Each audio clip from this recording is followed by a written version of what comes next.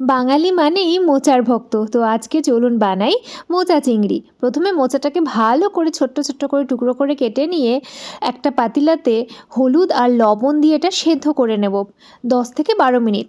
তারপরে সর্ষের তেলে চিংড়ি মাছগুলো ভালো করে ভেজে নেব। এবার ওই তেলেই 5 ফোড়ন, শুকনো লঙ্কা, তেজপাতা, দারুচিনি আর এলাচ দিয়ে পেঁয়াজ দিয়ে দেব।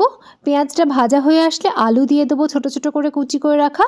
লবণ হলুদ দিয়ে আলুটা ভেজে নিয়ে আদা কুচি দিয়ে দেব। তারপরে টমেটো দিলাম, টমেটো দিয়ে ভালো করে কষিয়ে নেওয়ার পরে প্রয়োজনীয় মশলা হলুদ গুঁড়ো, জিরে গুঁড়ো, ধনে গুঁড়ো, শুকনো লঙ্কা গুঁড়ো দিয়ে ভালো করে কষিয়ে নেব। এবার মশলা কষা হয়ে গেলে পরিমাণ মতন লবণ আর চিনি দিয়ে তারপরে সেদ্ধ করে রাখা মোচাটা দিয়ে ভালো করে কষিয়ে নেব। জল দেওয়ার কোনো প্রয়োজন নেই।